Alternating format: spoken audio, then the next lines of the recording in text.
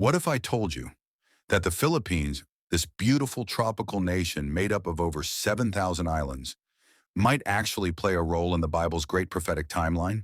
Yes, the same Bible that speaks of ancient kingdoms, mighty empires, and the destiny of nations. You won't find the name Philippines written directly in its pages. But what if, hidden between the verses, in the echoes of prophecy, and in the journeys of ancient peoples, there's a story that includes this humble, resilient nation in the East?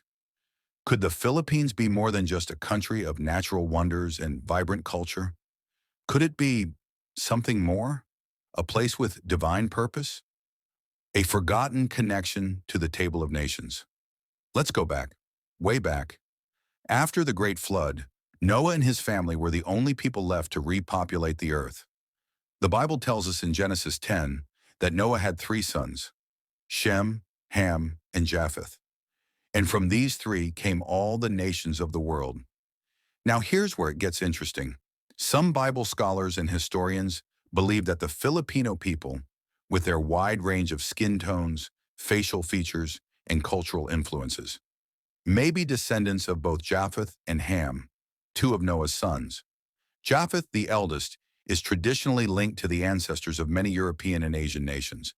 His sons, including Gomer, Magog, and Madai, are believed to have spread far across the northern and eastern regions of the world. One of Japheth's grandsons, Togarmah, is thought by some to have ventured east, possibly all the way into parts of Asia. Could his descendants have reached what we now know as the Philippine Islands? On the other hand, Ham, Noah's second son, fathered Cush, Mizraim, Put, and Canaan, patriarchs of the ancient African and Middle Eastern civilizations like Egypt, Ethiopia, and the land of Canaan. Some researchers suggest that Ham's line may have spread eastward as well, eventually mixing with the children of Japheth. This blending of two major biblical lineages, Japheth and Ham, could explain the rich diversity of Filipino culture, appearance, and resilience. It's as if the Filipino people were woven from two powerful streams of ancient history, people of strength, of expansion, of struggle and survival. A people blessed for expansion. In Genesis 9:27, God says, "May God enlarge Japheth, and may he dwell in the tents of Shem, and may Canaan be his servant." This verse speaks of Japheth's descendants being blessed with growth and expansion. And indeed, throughout history, nations descended from Japheth, from Europe to Asia, have spread across the world. And what do we see today? Filipinos are one of the most widespread diasporas on earth. Nearly 12 million Filipinos live and work in over 100 countries, from the deserts of the Middle East to the hospitals of Europe to the suburbs of North America. They build, they serve, they lead, and they bring with them something else: faith. They are spiritual ambassadors, quietly spreading values of compassion, sacrifice, hope, and prayer. Could this global Filipino presence be a fulfillment of Japheth's blessing, that his children would multiply and influence the world? Ham's line, though associated with the curse on Canaan, also produced mighty civilizations. Egypt, Ethiopia, and Canaan were central to biblical events. If the Filipinos carry both the blessing of Japheth's expansion and the endurance of Ham's civilizations, then their spiritual and cultural destiny might be more profound than we realize. The mystery of Ophir, a land of gold in the east. Now let's dive into a mystery that has baffled historians and theologians for centuries: the land of Ophir. In 1 Kings 10:22, we're told that King Solomon sent ships to a distant land called Ophir every 3 years, and they came back loaded with gold, silver, ivory, apes, and peacocks. A land of wealth, wonder, and beauty, a land rich in natural resources. But where was Ophir? Many theories have been proposed. Some say it was in Africa, others suggest South America. But in recent decades, modern researchers have turned their eyes toward the Philippines. Why? Because the Philippines has long been known for its gold, even before the Spanish arrived. Ancient Filipinos crafted gold into elegant jewelry, intricate garments, and ceremonial objects.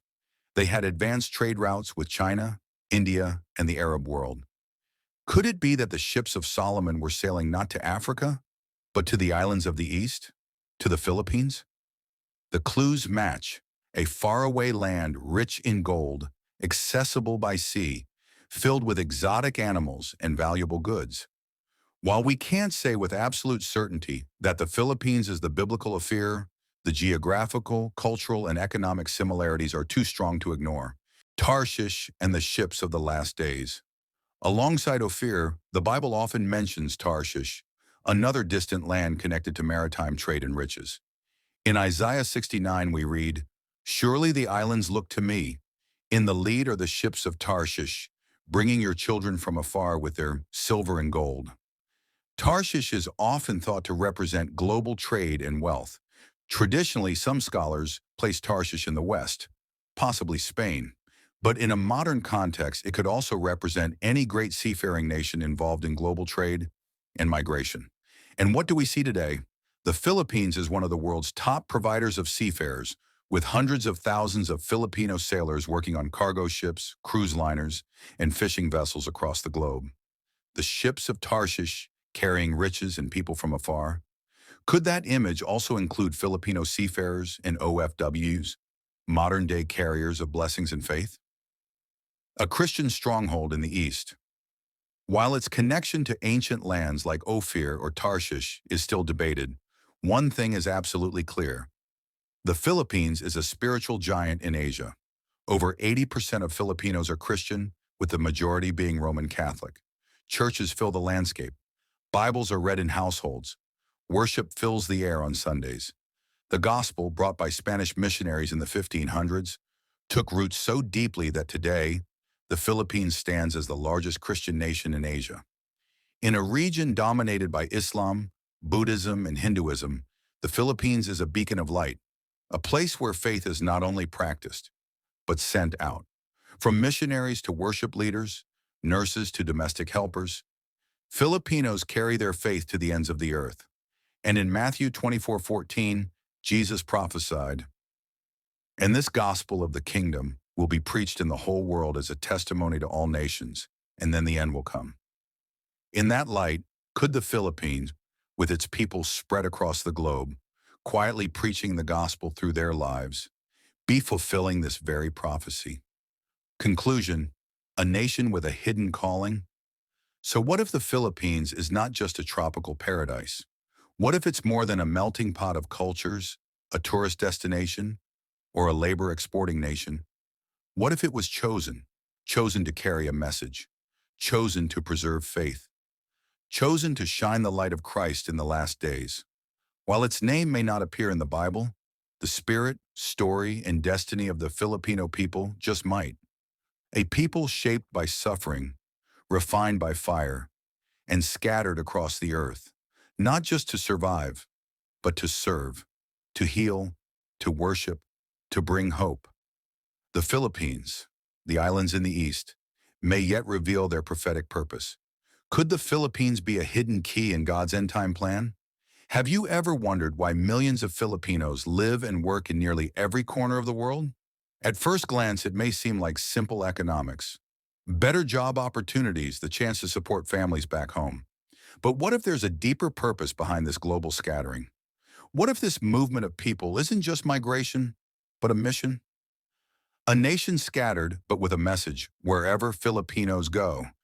Whether it's caring for children in Italy, working in hospitals in Canada, serving in oil fields in the Middle East, or even working on ships in international waters, they don't just bring their skills, they bring their faith. Filipinos are known for being prayerful, joyful, resilient, and kind. But behind that spirit is something more powerful, a living, breathing witness of Christ. From small prayer groups in Muslim-majority countries to quiet Bible studies in European homes, Filipino Christians are planting seeds of the gospel in places that traditional missionaries often cannot reach. This is not a coincidence. It may actually be part of something divinely orchestrated. Modern-day missionaries in disguise. Over 10 million Filipinos live and work overseas, forming one of the largest and most widespread diasporas in the world. And here's the amazing part. Many of them carry the gospel without even realizing it. Their songs, their service, their character, they shine. They become living testimonies of God's love, simply by how they live, work, and relate to others. Could this be what Matthew 28:19 meant when Jesus said, "Therefore go and make disciples of all nations, baptizing them in the name of the Father and of the Son and of the Holy Spirit"? And in Matthew 24:14, Jesus gave a prophecy that's even more direct. This gospel of the kingdom will be preached in the whole world as a testimony to all nations, and then the end will come. Think about it. Filipino workers are literally in every part of the world, often entering countries where open evangelism is restricted or forbidden, and yet their lives, full of compassion, patience, and prayer, preach louder than any sermon. The Philippines, a friend to Israel. Now let's turn to something that might surprise you. Did you know that the Philippines was one of the very few nations that offered refuge to Jewish families during World War II? Under President Manuel Quezon, over 1,200 Jews fleeing the Holocaust were welcomed to settle in the Philippines, at a time when most of the world turned them away. And in 1947, the Philippines became the only Asian country to vote in favor of the United Nations resolution that created the modern state of Israel. Why does this matter? Because in Genesis 12:3, God makes a powerful promise to Abraham, the father of the Jewish nation. "I will bless those who bless you, and whoever curses you, I will curse." The Philippines, a small island nation, far from the Middle East, chose to bless Israel when it mattered most. And perhaps because of that choice, the Philippines continues to receive divine favor, not just in material blessings, but in its growing spiritual influence worldwide. A multitude from every nation. In Revelation 7:9, we read about a future vision, a prophetic moment where the redeemed from all over the world gather before God's throne. "After this I looked, and there before me was a great multitude that no one could count, from every nation, tribe, people, and language, standing before the throne and before the Lamb." Could it be that the Filipino people, spread across every continent, worshiping in every language, in churches and house fellowships, are part of this great prophetic multitude? Their presence in nations far and wide, their unwavering faith even in hardship, their songs of worship in distant lands, all of it echoes Revelation's vision. They may be a scattered people, but they are also a called people. The Philippines and end-time prophecy. Now some might ask, if the Philippines is so important, why isn't it named in the Bible? But we must remember, many nations we know today didn't exist during biblical times. Yet prophecy isn't always about specific names. It's about roles, patterns, and purposes. The Philippines may not be listed by name, but its actions echo biblical themes. A nation that blesses Israel, a people who spread the gospel, a land where Christianity thrives in a region where it's rare, a community that sends light into the darkest corners of the world, through love, not weapons, through prayer, not politics. And as geopolitical tensions rise, especially in the Middle East, the Philippines may be more involved than we think. Its alliances with Western powers, its growing international voice, and its Christian convictions place it in a unique position. Southeast Asia is becoming more critical in global affairs. The Philippines, as a bridge between East and West, and as a spiritual beacon, might play a role in the unfolding of end-time events. Beacon in the East. In a region where Christianity is often a minority, the Philippines shines like a city on a hill. It's not perfect, it has struggles, but its spiritual identity is strong. Churches stand tall in every city, prayers rise from every home, songs of worship echo from Manila to Mindanao. Could this small nation in the Pacific, often overlooked on the world stage, be part of God's final plan? Could it be that the Philippines has been chosen to help bring the gospel to the ends of the earth just before Christ returns? Conclusion: what do you think? The Philippines, with its support for Israel, its millions of overseas missionaries, and its unshakable faith, may have a prophetic purpose, not because it is powerful, but because it is faithful. A nation that gives, a people that serve, hearts that worship. So what do you think? Is it possible that the Philippines has a hidden role in biblical prophecy? Is this island nation more spiritually significant than we ever imagined? Let us know in the comments. And if you're as fascinated as we are by the connections between ancient prophecy and modern nations, don't forget to subscribe to Bible Unicorn for more inspiring content.